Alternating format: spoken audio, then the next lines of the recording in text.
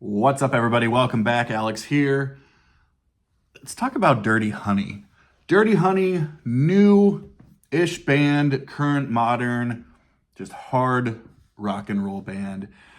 They just played this past Monday, December the 11th, at the Bluestone here in Columbus. Actually a really cool venue. I had never been there before, but it's an old church, complete like glass windows. Capacity in there is probably, in the 12 to 1500-ish range. But it's like a 115-year-old old church on sort of the east side of the city. Very cool venue. Everything was awesome.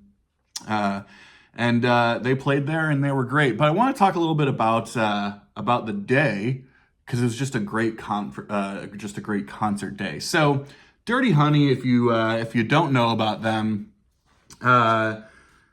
again, new band out of LA that it just sort of channels this classic 1974 hard rock, blues rock, down gritty rock and roll. I mean, they are sort of just ultimate rock stars, and sort of their persona and the way they play and the way they sing and the way they dress.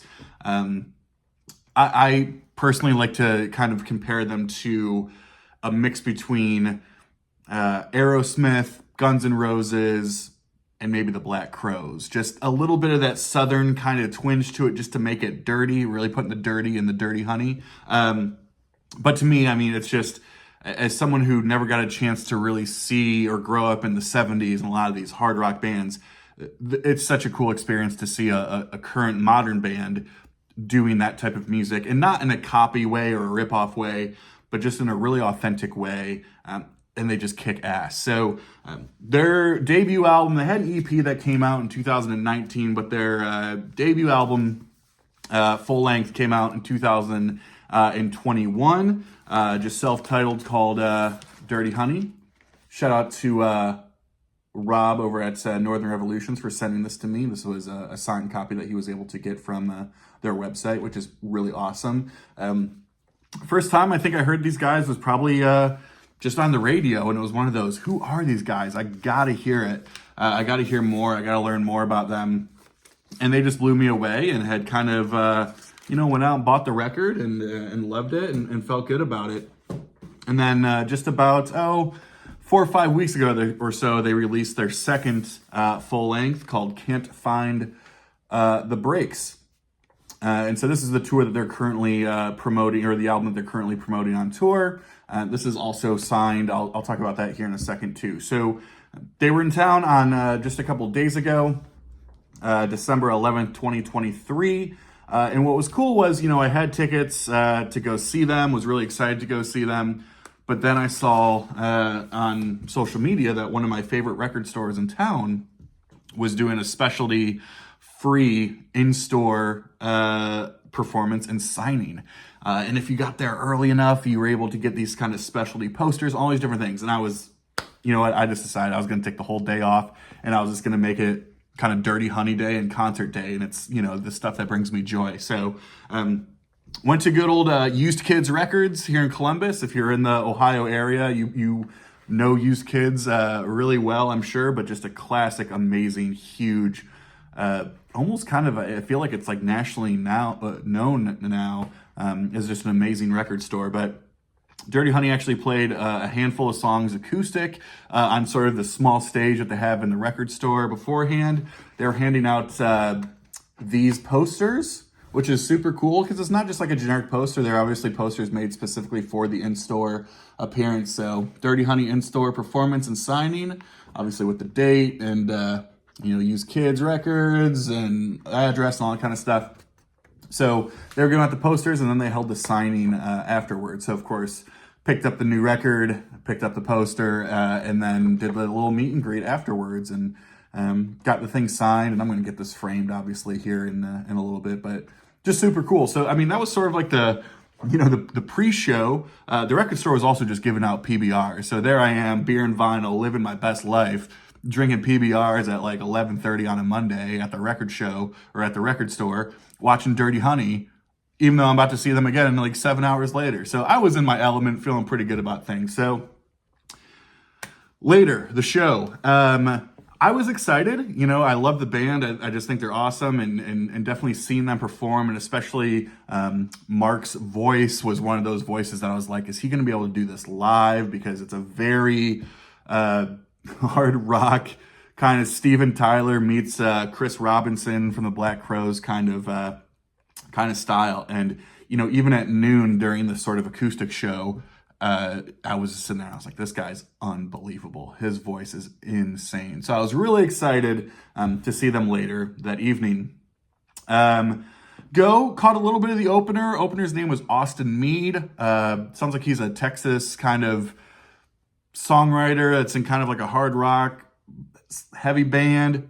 He wasn't really my thing. No disrespect to him or anybody else, but it wasn't really my thing. So I just sort of used that time to hang out and not rush towards the stage. And again, it was a cool venue, so I was able to sort of walk around, you know, have a few beers and enjoy it. And then, you know, obviously a couple minutes later, Dirty Honey would take the stage, and you know, their whole thing. I mean, you can just sort of tell, and obviously by the video that was before this, and that's going to come later.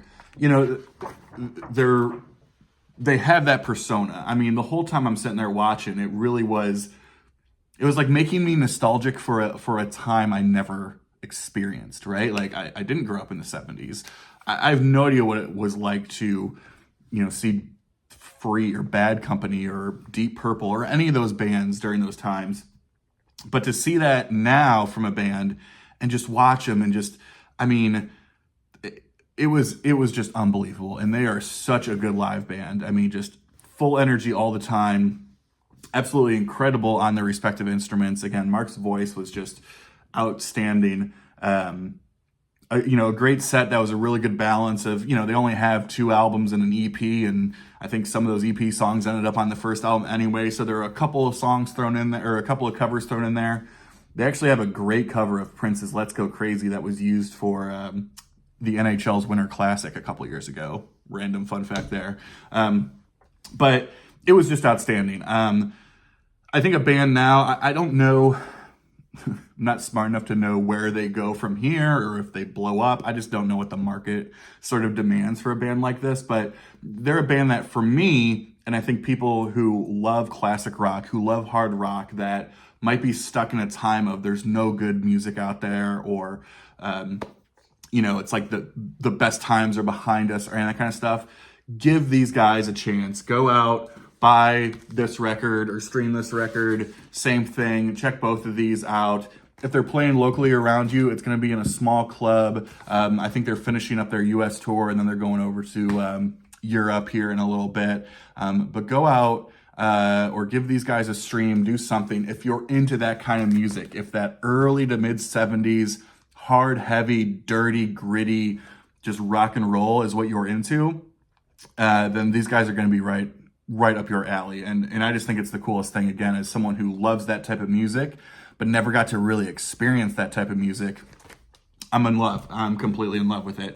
You know, the added bonus, obviously, getting stuff signed, getting to meet them, take a picture with them, all that kind of stuff just made for such an awesome day. So, you know, I won't go too much into all the songs. I will say both of those records are just solid all the way through. The first one's a little bit more, we'll say hard and heavy, while the second one, Can't Find the Brakes, that was just, again, released a few weeks ago, a little bit more, I guess, diverse in the sense of a little bit bluesier, thrown in a couple of acoustic bits here and there, but by and large, both these records are just absolutely outstanding. This will be on my sort of end of the year list, I'm sure, for best of 2023. And so if you're curious about that sort of old school sound, but with a newer band and a band that's up and coming and just is killing it, in my opinion, give Dirty Honey a chance. Buy their records, listen to them, whatever you want to do.